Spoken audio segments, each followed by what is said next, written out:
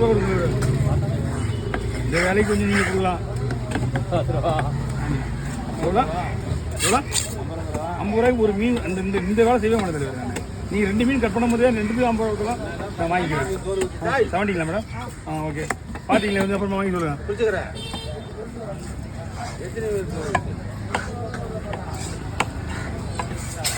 பிடிச்சிக்கிறியா?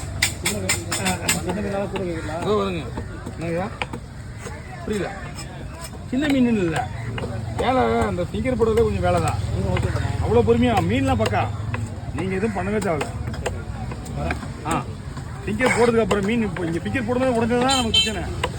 இங்கே போடும்போதே உடையுதுல்ல, அதான் பிரச்சனை. இங்கே உடையில ஒன்றும் அவ்வளோ பொறுமையாக பண்ணிட்டு இருக்குது. சின்ன தனியாக போடுறேன்.